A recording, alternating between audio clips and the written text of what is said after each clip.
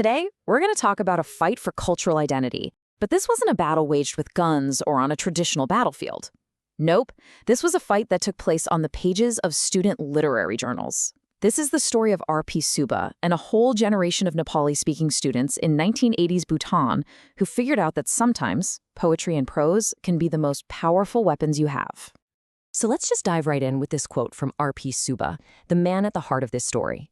He said, at that time, to speak of literature or to do literary work was not so easy. I mean, think about that for a second. That one sentence tells you everything you need to know. For these students, writing wasn't some casual hobby or class assignment. It was a genuinely risky, courageous thing to do in a climate of serious cultural suppression. Okay, so let's set the scene. The year is 1984, and we're at Sherubtse College in Bhutan. For students who spoke Nepali, things were getting pretty tense. The state was putting this immense pressure on their language, on their culture, and in that kind of environment, literature suddenly becomes so much more than just art. It becomes a critical act of preservation. It's about survival. So in the middle of all this tension, a student group pops up called the Nepali Literary Society, or NLS for short. Now, on the surface, yeah, it was just a club. But in reality, it was a sanctuary. It was one of the only places these students could go to talk openly about what was happening to them, to discuss the cultural and political attacks they were facing every day. Now, here's where things get really interesting, because not all of these NLS clubs were the same. At Sherubtse College, the club was independent, totally run by the students. They set their own agenda. But over at the National Institute of Education, the NIE, the NLS was actually part of the official curriculum. And what does that mean? It means it was watched. It was monitored by the school authorities. And trust me, this difference is absolutely crucial for what's about to happen.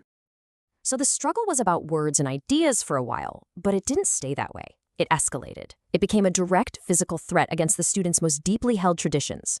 Things were about to reach a breaking point. In 1989, all that tension just exploded. During the Durga Puja festival, a major Hindu event, Nepali-speaking students were in a religious procession. And then, out of nowhere, they were blocked by a group of Drupal students who were armed with bows and arrows. I mean, can you imagine? An actual attack was just narrowly avoided, but the message was sent loud and clear. Their culture and their own personal safety were under direct assault. After something that terrifying, what do? Right? It raises this huge question. When you're faced with that level of hostility, when people are physically threatening you because of who you are, how do you even begin to fight back, especially when you feel completely powerless? Well, the answer takes us over to the National Institute of Education. Remember that monitored NLS club? R.P. Subba is there now. He's a student leader. And he figures out that the next battle isn't going to be fought with weapons. It's going to be fought with ink, paper, and a simple notice board. And this was the new battlefield, something they called the wall board. It was literally just a notice board, split down the middle with a red ribbon.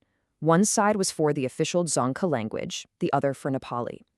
In theory, it was this perfect symbol of cultural equality and a shared space.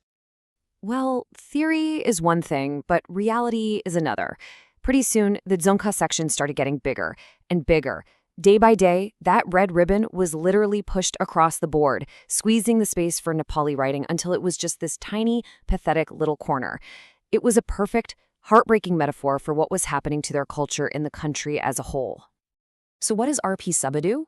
He sees his fellow students are discouraged, they're afraid to even write anything in that little corner. So he gives them a very simple but totally radical instruction. He just tells them, whatever you write, go and post it.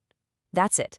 He basically gave them permission to stop censoring themselves, to stop being afraid, and to just express themselves.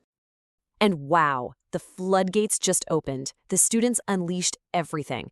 They were posting poems that criticized the king, articles challenging government policies, and real, honest pieces describing the difficult situation they were facing in southern Bhutan.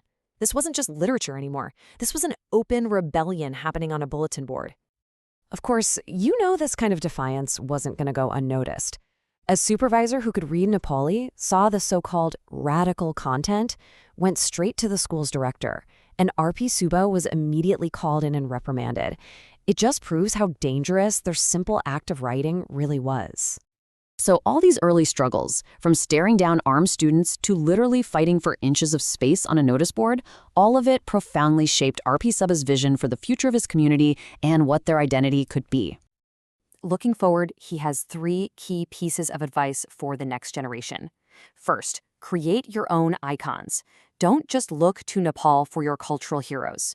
Second, forge your own unique literary identity, one that's distinctly Bhutanese Nepali. And third, and this might be the most important, archive everything. Record your stories, save your poems, preserve your documents, so that your history can never, ever be erased. He also makes a really sharp point about the language of identity itself. He argues against simply saying, I am Nepali, because that's politically tricky and it implies you belong to another nation. Instead, he advocates for the term Nepali-speaking Bhutanese. It's a subtle but powerful distinction. It asserts that you are a citizen of Bhutan while also honoring your linguistic and cultural heritage. And that work of preservation, it's happening as we speak. Organizations like BRAIN, which Subba is a part of, are actively archiving these stories of struggle and resilience.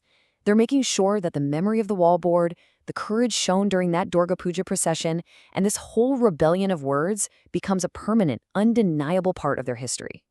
So, we end on this big question. What really is the role of literature when an identity is under threat? I think R.P. Subba's story is such a powerful reminder that when a culture is being attacked, literature becomes way more than just words on a page. It becomes a declaration of existence. It's proof that sometimes a single poem can be just as powerful as a protest. Makes you think, doesn't it?